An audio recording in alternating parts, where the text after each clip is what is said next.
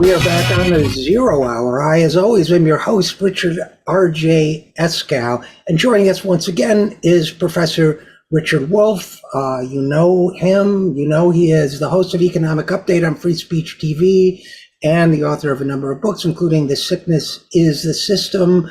And he's a professor at a bunch of places. And I don't need to go over all of that with you. So first of all, Richard Wolff, as always, thanks for coming on the program. Thank you, RJ. I'm glad to have these conversations with you, as we've been doing now for quite some time. We really have, and I've gotten a lot out of them, and I know the audience has too. But so without any further ado, the thing that's been on my mind lately, one of the many, is housing. And I'll tell you why. It seems to me that housing is like the weather, and unfortunately, if you don't have it, you're exposed to the weather. But housing is like the weather in that we talk about it constantly in this country, but never do enough about it. I think it's got to be 55 years now or so, 54 years ago, that the Kerner Commission, looking into causes of civil unrest in our nation's cities, recommended, I'm trying to remember the figure, I think it was 10 million new housing units be built by the government to accommodate the outstanding need. We've seen those numbers. If anything, I know the last time I wrote about it, they had dropped in the first half of the 2010s, the number of people who are housed in this country. It's an ongoing crisis. And yet the only thing that resembles a solution that's getting talked about is so-called YIMBYism.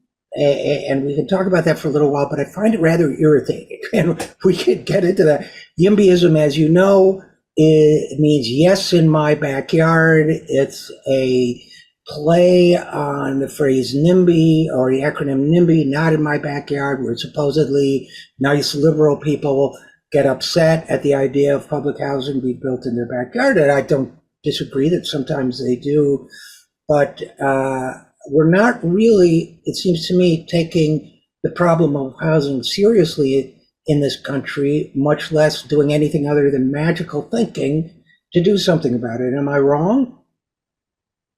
No, you are right.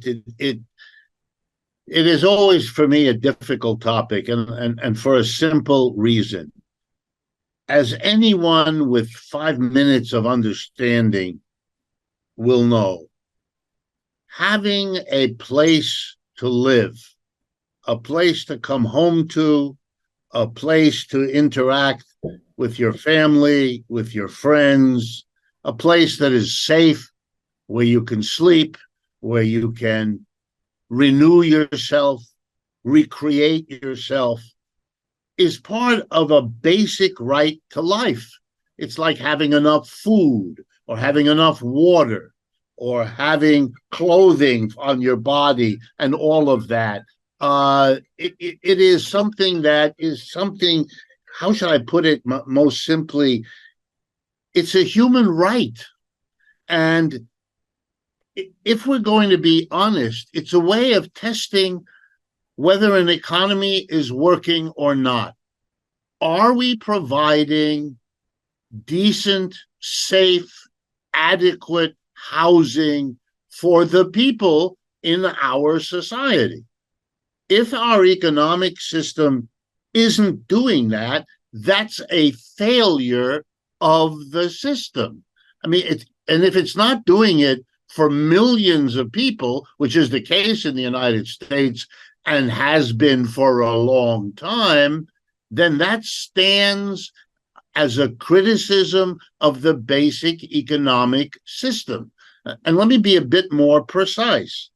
Huge studies have been done that indicate over and over again, here in the United States, but in other parts of the world as well, that given the normal range of expenses human beings have, you cannot spend more than between 20 and 30% of your income for housing, because if you spend more than that, you will not have enough for medical care, transportation, food, clothes. In other words, you will be squeezing the rest of your basic needs as a human being.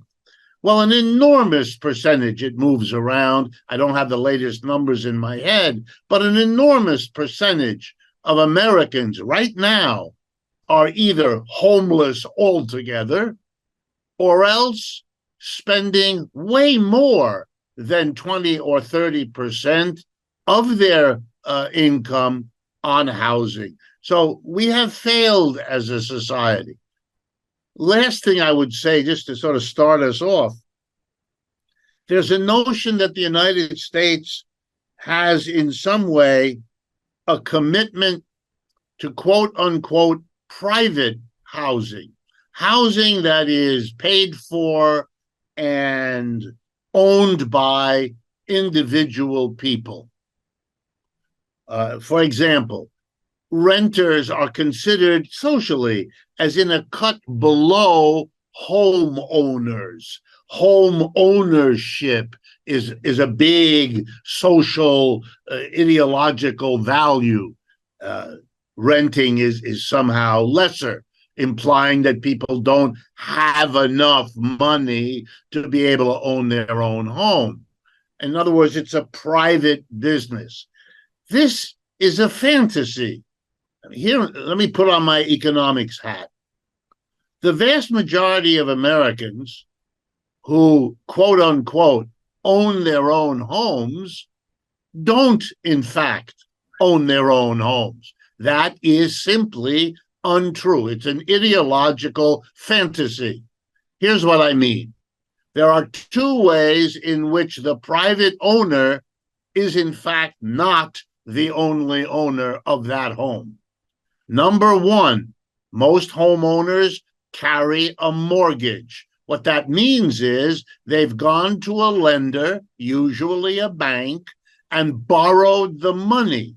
And they've done that because they don't earn enough money to buy a house. There's no mystery here.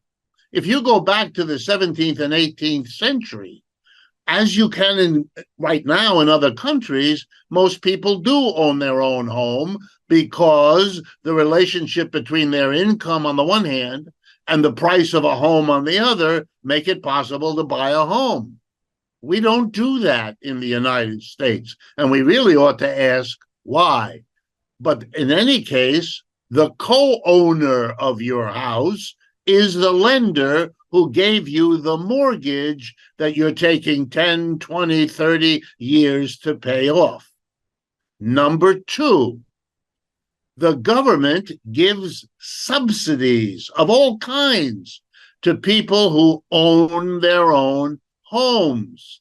They're allowed to deduct the interest they pay on that mortgage from their income tax. That's a subsidy. The government created these quasi-governmental banks, Freddie Mac, Fannie Mae, they're called. This was done, one of them was done back in the 30s, the other one was done a little bit later. These are government programs funded by the taxpayer that go to the banks and say, go ahead and lend to the individual homeowner because we, the government, will backstop. If that homeowner doesn't pay you back, you bank for the loan to buy that house, we'll pick it up. We're the insurer, if you like. Okay, without the government stepping in to insure the loans, the banks wouldn't have made them. And if the banks didn't make them, there'd be no homeowners. So the notion that this is a private enterprise is complete nonsense. The housing industry has always been supported by tax breaks, by government guarantee of mortgage loans, and all the rest of that apparatus. And so it is important to understand it's not we have a private system and in other societies the government is involved. The truth is the governments are always involved. It's simply a question of how they are involved. How do they participate? If you go to Austria, and in particular to its famous capital city of Vienna, you will be in a city, one of the great cities of the world, where about half the housing is rental, either run by the government, that's a good part of it, or controlled, regulated, and subsidized by the government. It's one of the best housing situations in any modern city. There's virtually no homelessness in Vienna, and there hasn't been, because the government's intervention solved the problem. And by the way, when was that done? Over a century ago.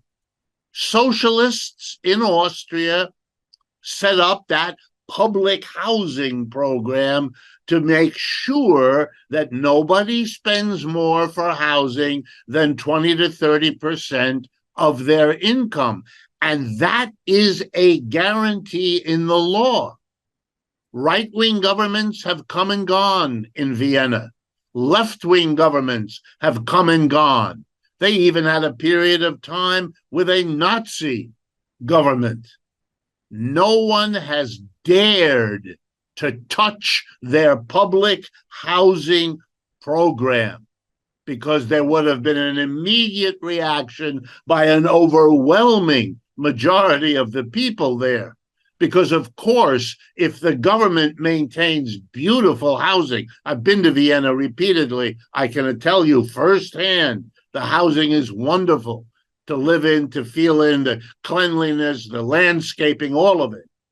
But because the mass of people, roughly half, live in government-managed rent control, the private housing sector can't go much beyond it because nobody would go there. So you have, in effect, a controlled guarantee, and it has worked impeccably. If the United States were committed to a proper housing program, we would all know about the Viennese model, because it would have been brought here to the United States because it is so successful. Instead, you know what we have? We have a privatized housing system. Private companies build the housing, private companies own the housing, private companies finance the housing, and all they allow the government to do is give you a tax break or protect the banker. Beyond that, no. And to say that's because we don't want the government to come in is, again, lying, because the government is in. And without the government, we wouldn't have a private housing market in this country for the vast majority of the people who have it. That's why it's an issue that kind of takes the lid off of a system and reveals the ugly workings that keep it going. And it reveals the illusion that is maintained in order to create political support for this system. You and I are old enough to remember the phrase that would be, rightly considered gender inappropriate now: a man's home is his castle, right? This was, obviously it dates back to English history and law and so on, but the idea that the head of the household, the man, in that house, it's his house, what he says goes, well, which mathematically perhaps would have been better, or arithmetically might have been better expressed as 15% of a man's home was his castle, maybe less now. But, the story for me would be, for example, just quick, small inheritance relatively small, allowed me to put, my wife and I to put 5% down when they were doing 5% down mortgages. I wasn't a home owner, right? Although I was called one.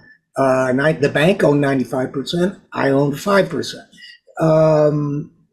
Then flash forward a few years, my bank was Washington Mutual at that point.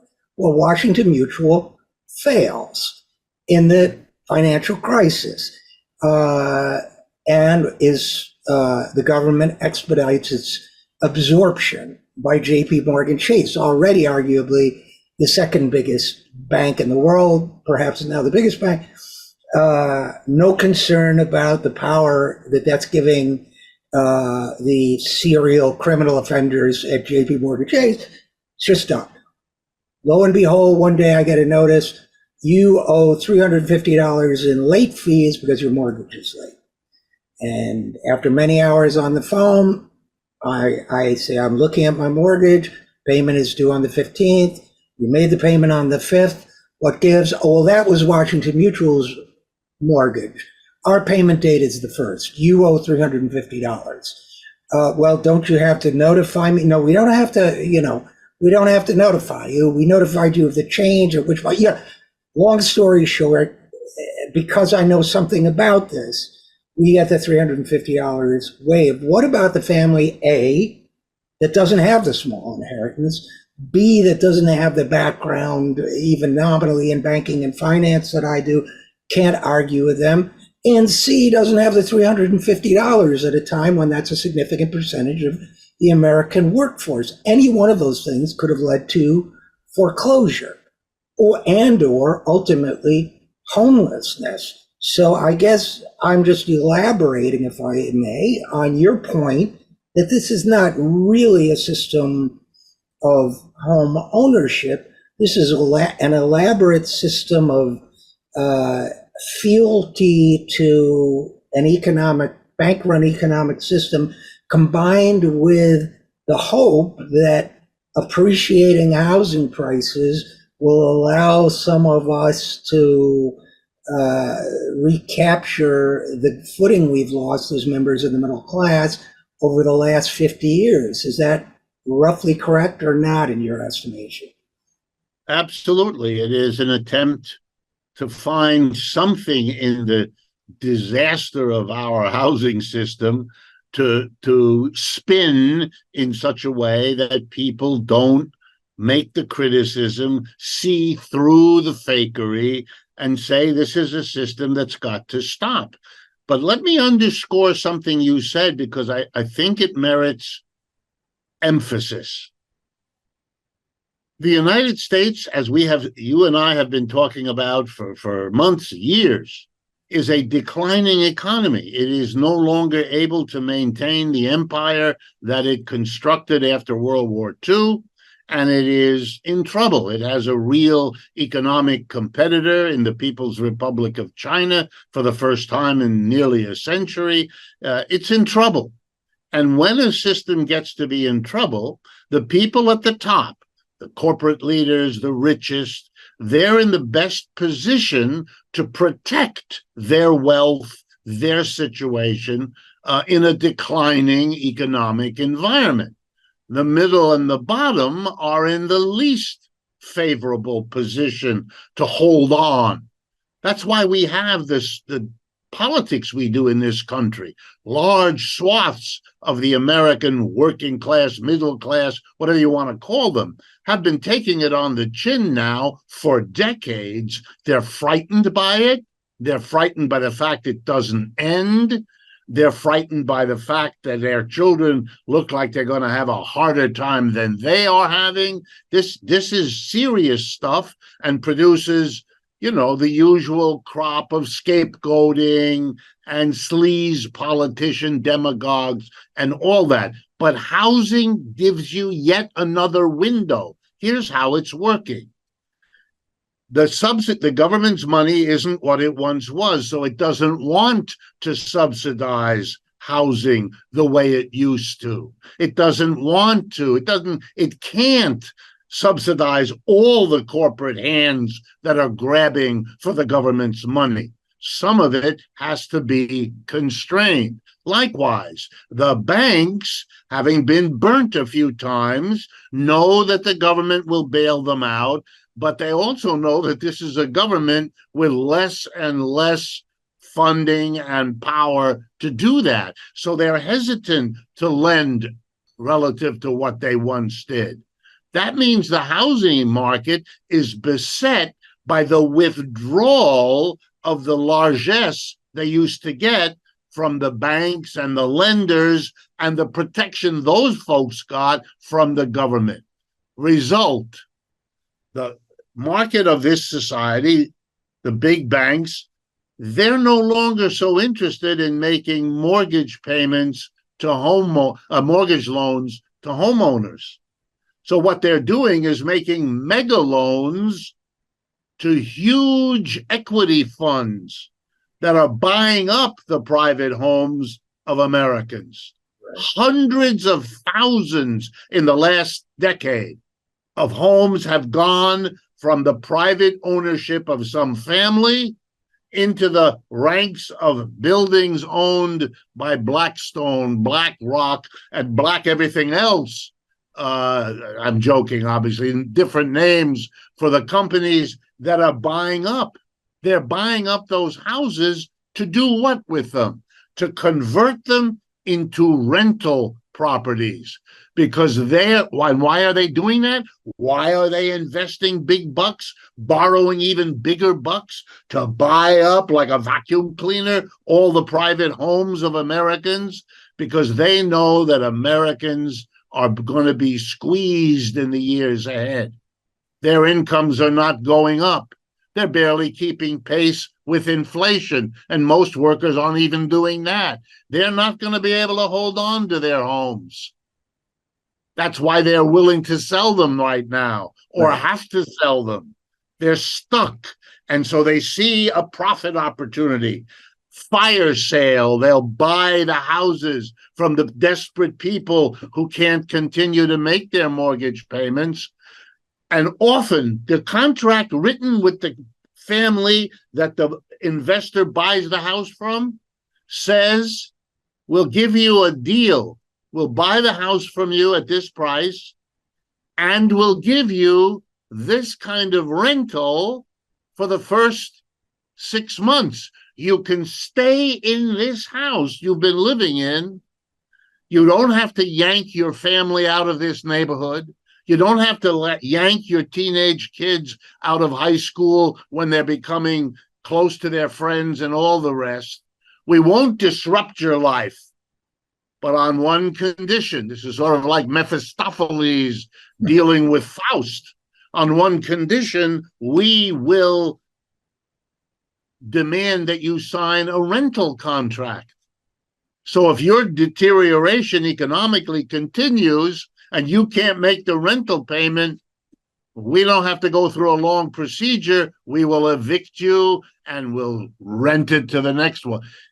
All of this is a response to the decline of the United States economically, being taken out in the housing world because the big capitalists are in the position to buy the houses that families are desperate to sell, for fear if they don't do it now, they'll go under. The house will be worth less than the loan they are still responsible for from the mortgage bank they took it out on. I mean, we're watching a disintegration, and it's only the tip of the iceberg, those folks that are living in the tents under the highway overpass in Los Angeles or across America that are growing in number too. But, you know, if we counted the people that are crowded in a small apartment, the people that are paying way more than 30% of their income, if we took a proper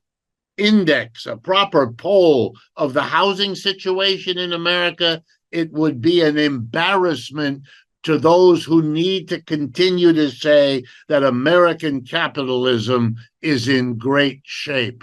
It isn't. And, you know, there are so many dimensions to this. I just want to briefly mention one, which is, you know, there was a time in living memory when a family, you know, I alluded to the sort of sexist folk saying of a man's home is his castle, but whether it was the man or the woman, there was a time when you and I were kids when one wage earner could support an entire family in a modest middle-class income. My dad did it as a teacher. We had a house, you know, we had a car. We bought a TV when I was 5. You know, I mean, we were doing okay. And that can't happen anymore. My grandfather was a tailor, and raised a family in New York City in an apartment on Taylor's income. So it used to happen. Right now we have the two-parent trap, as it's been called. Both parents have to work, and yet still people have to amass massive amounts of debt and sink deeper and deeper into it. This kind of invisible mountain overhanging the middle class of debt. And then I guess this gets to also my frustration with the YIMBY concept that I mentioned earlier. I see even, socialist commentators and things pushing this idea without, but my problem with it is, first of all, the very phrase, some of these people who are not in my backyard types are not acting out of racism. They're like desperately, I would say most of them probably, they're kind of desperately trying to stay afloat, or they're retired people who would see whatever worth they've accumulated through their home dissipate. And so for one thing, I'm uncomfortable making fellow working people the enemy. They're probably carrying debt too and so forth. But for another, it just strikes me as another neoliberal kind of, didn't we learn from healthcare that there's some, when it comes to human needs, competition is not the way, that what's going to happen is that these investment companies are going to buy up everybody's homes in Oakland or, transportation corridors in the San Francisco Bay Area or wherever, and crowd everybody in, and they're going to be struggling. They're just going to be paying exorbitant rents to a new overlord. I mean, this is my vision of it. And as opposed to, if people need housing, build housing. If society deems, as it should, that people need housing, and the answer I get from, comrades, so to speak, is who support this idea as well, but that's not going to happen. Well, it's not going to happen if you say it's not going to happen, but why is that not the basis for conversation, particularly if, as I believe, your idea is a kind of neoliberal fantasy? Am I being too harsh on the YIMBY crowd? No, I think you're right. I think look, liberals often end up doing that. They see some of the deterioration, they see some of the injustice, but they don't want to see the systemic problem. So they come up with a quote unquote solution. They're going to do this or that. And they don't want to face the fact that these are Band-Aids, but they're Band-Aids on a cancer. And it's not the appropriate response to cancer to slap Band-Aids on wherever you hurt. Let me give you an egregious example, but it really captures it.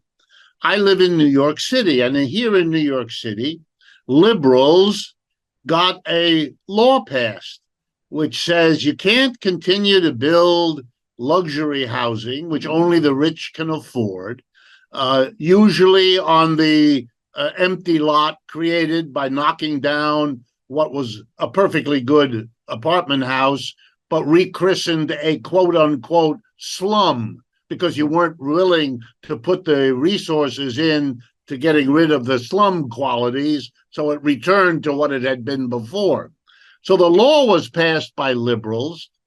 If you build a luxury apartment, you have to also include in that building a certain number. 10% of the units have to be middle income, low income, some lesser amount. So what we have here in New York City are a number of buildings, and that's now all been documented by courageous journalists, in which you have a very beautiful, elegant building, the kind with a doorman or two, with lovely potted palms in the entryway, with lovely amenities for the market rental units. Then around back, down an alleyway in which garbage cans are stored, is another entrance. No doorman, no plants, no landscaping, and that's where the other people live. It's as if you had erected a monument in the city saying, these are the beautiful, noble people for whom lovely abodes are created. And these here, these are their servants, which is actually what it is.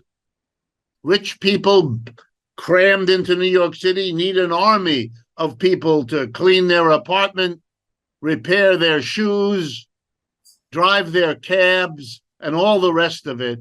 And those people either have to live in a distant suburb, eating up their low salary with transportation costs, or they get to live in those special apartments right beyond the garbage cans in the back of the building. It is so symbolically horrible. It speaks to the divide between rich and poor. And I'm hardly the first one to say, you can have the greatest military apparatus in the world, which we do. And you can have it really up to here in wealthy people, which we do. But if you're subjecting the mass of your people to the declines that are now normal, both in housing and everywhere else, you are building for the explosion from inside, for which you have no defense. And the Soviet Union didn't disappear because the United States attacked it. The Soviet Union disappeared because of the problems inside. Sure, they were aggravated by the Cold War. They were aggravated by the U.S. hostilities and all of that. But they fell apart in the end because they couldn't understand and manage their own internal contradictions.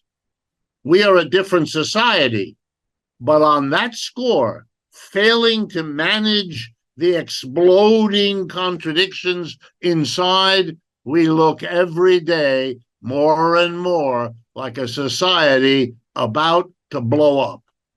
Well, if we wanted to do something about that, one place to start might be to build people housing. I mean, it seems absurdly simple, but, I was engaged to a Hungarian woman many years ago when that was initially when that was a communist country, and she had government housing, and it was modest, but it was fine. It was certainly better than sleeping on the sidewalk. And we could build people nice, clean housing. We could give people a little bit of money. New study just came out for another conversation of ours, but giving poor people money, it turns out they make pretty good decisions with it, according to this study. So we could do things other than spin neoliberal fantasies. And, I guess in closing, I wonder, beyond this vision that you and I are describing of a society that does things more rationally, whether there's anything else we can do for the housing crisis, because there are people on the street right now, as we well know. Well, I'm an economist, so let me give you a thumbnail. If the government undertook to build and maintain housing, one of the things that the government can do is it can undertake projects without having to make a profit, because it's not a private enterprise. That means you can build a housing and it can be priced lower because nobody has to earn a profit off of it. It can be maintained at lower cost because nobody has to make a profit off the maintenance. It could be a cooperative housing in which the government partners with the people, and the cleaning and the maintenance is something the people there who live in it would be responsible for with some financial help. Yeah, you could do that. You might want to rethink what you're doing in the realm of government spending elsewhere. Our government is spending a fortune changing our transportation system from gasoline private car to electric private car. If we made a different transition from private car to collective buses, trams, trains, and so on, moving most of our people that way, the savings alone from that shift would fund the building of housing forever. Look, one of the examples that the Chinese give is that their strategy has been, we don't want to wait until there's a housing shortage to respond by building housing. We're going to build the housing first. We're going to give masses of people, which they need to do in China, jobs, building the houses, clearing the land, painting the houses, furnishing the houses, and we build ahead of the population. So when people, new young people are forming families, we have the housing to move them into. Okay, I mean, what an interesting idea between what the Chinese are doing. Or if you don't like to deal with the Chinese because you're anti-Chinese, all right, let's go back and I'll lead you on a trip to Vienna and you can see what a massive government housing program is. Last year, a vote was put to the people of Berlin, an even larger global city than Vienna is. And that ballot in Berlin said, do you want there to be, as in Vienna, and remember, Austria and Germany have the same language, at least on the written language. It sounds a little different, but it's the same language. And the Berlin people were told, do you want public housing like they have in Vienna?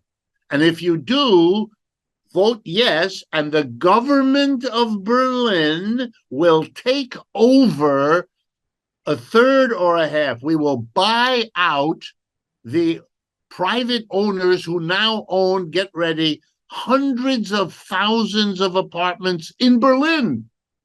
After the Cold War ended, American companies particularly went in there to buy up the old Soviet-era apartments and make them into profitable rentals. That ballot initiative in Berlin won overwhelmingly. Only the federal government, in the hands of many more conservative politicians than Berlin. Berlin is a left-wing city.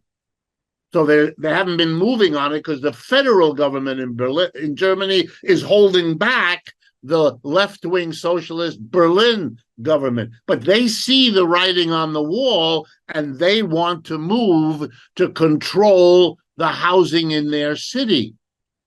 It is very sad that we don't have anything like that here in the United States. Our need is just as great, but we don't act on it. And it is a tragedy being lived out by the people inadequately housed in our society, which is a very large population getting bigger every day.